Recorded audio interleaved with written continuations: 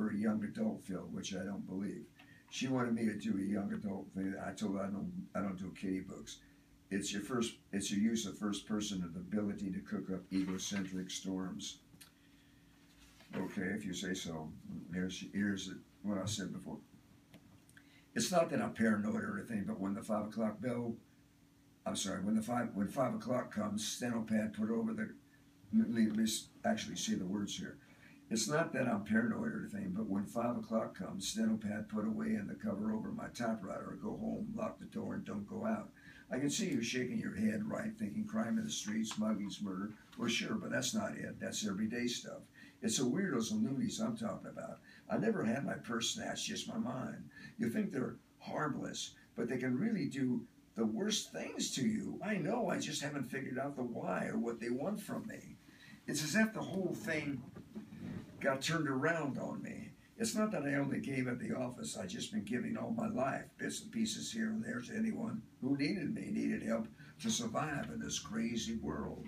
God, I'm the original Mother Mercy, you know. All that Sunday school stuff, helping your neighbor and being kind and turning the other cheek. I just ate that stuff up.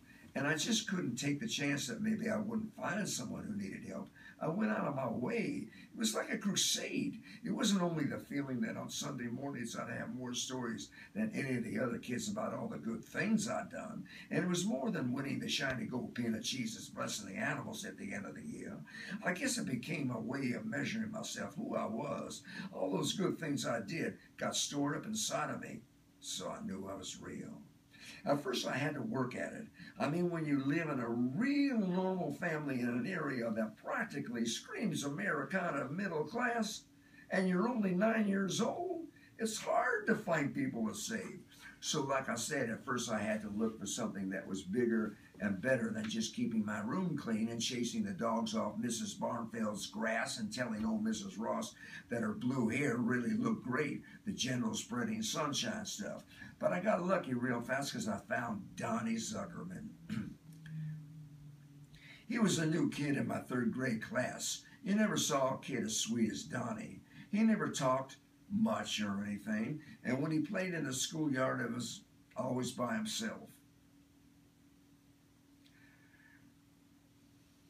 I thought it was sad, and it really freaked me out that he was like that. He wasn't an oddball or anything, or a loner because he wanted that way. It was the other kids. See, the reason Donnie didn't have any friends was because of his hand.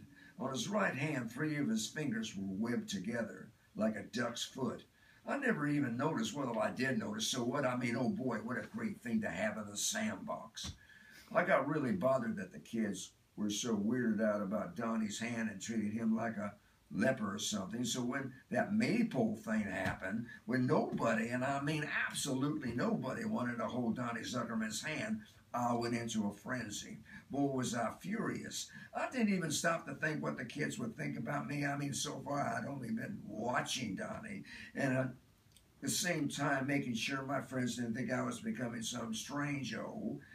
But seeing him just standing there with his stupid maypole streamer in his hand, not knowing what to do, as the other kids started dancing all around him and snickering, as so Miss Bates, the teacher, wouldn't catch on. I knew I had to do something. I saw Donnie and his problems, and I wanted to make them mine. Well, I didn't want a webbed hand too or anything. I just wanted to take on his problems and make things better for him. So one moment I'm dancing around thinking, and the next I just walked over and grabbed Donnie Zuckerman's hand. The funny webby one. Boy, things got quiet real fast. But guess what, folks? Donnie had a great big smile on his face. A big, sloppy, toothy, 9-year-old grin. And we jumped in and started dancing with the rest of the fools. Only I wasn't just dancing. I was floating. And my heart was doing these great backflips. And I just held on to Donnie Zuckerman's hand. And I must have been smiling to beat all, because pretty soon I realized everyone was smiling. It was contagious, and it was spreading just like a fire through a ring of paper dolls. A happy ring of paper dolls. And that's when I knew what I wanted to do forever. I was going to put smiles on all the Donnie Zuckermans in the world, in the whole world. For a while after that, Donnie Zuckerman was a real big deal. Came right out of a shell and even considered charging the other kids their milk money to touch his hand. But then his parents got his hand fixed. All those webby things snipped off or something, and then he was just like anyone else. So, who cared? Anyway, after that, some of the kids started thinking I was some sort of smart aleck, too cute for my own good. But I was feeling pretty proud. So it really didn't bother me that I became known as Sally Doris Save-A-Spaz Schwimmer, because I knew they meant well. I found there were lots of little things I could do while I waited for another Donnie in my life.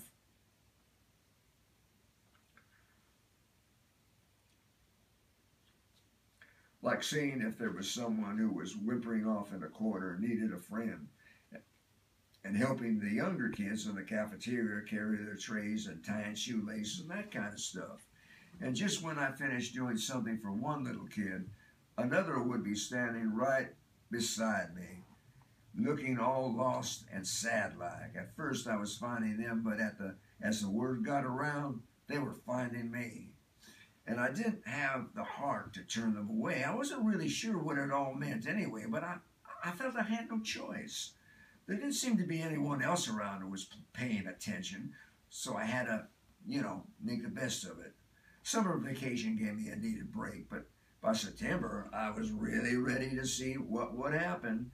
I hadn't spent a lot of time thinking about the past, and I stopped going to Sunday school, but I felt there was something different going on inside me, that I couldn't see these things in people that everyone else did notice. I was beginning to miss that high I felt back there in third grade and wondered if it was just part of growing up and was over and done with.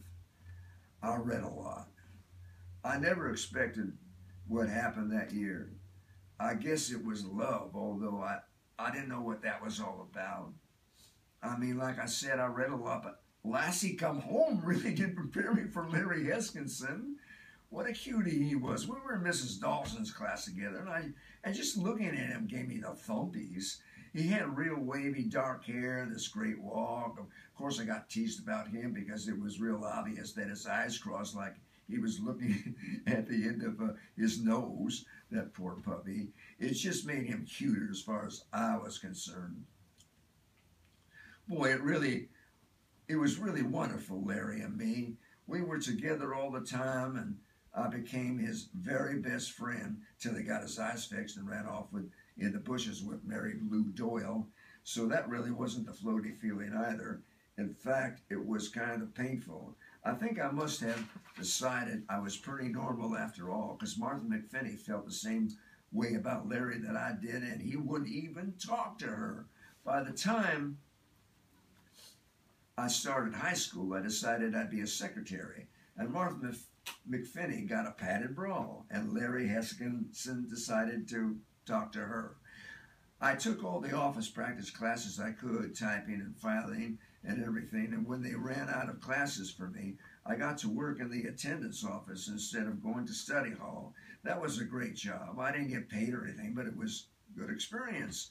And the kids who got sick at school had to come to the office so we can call their parents before they were allowed to go home. So I got, some first aid experience too, and I always felt good about being able to get a cold washcloth or something for someone who had fainted or thought they were going to throw up. Just giving a pat on the arm and a smile always seemed to help. It was about that time, too, that my mother started leaving all these books and pamphlets around about becoming a woman and getting your period and all that real gross stuff. But they didn't explain love either. Anyway, I didn't let it bother me, and I had Helen Bucksbaum and Martha McFinney, who always wanted to talk about sex, and their theory was, when you were in love because you just would be, that's all.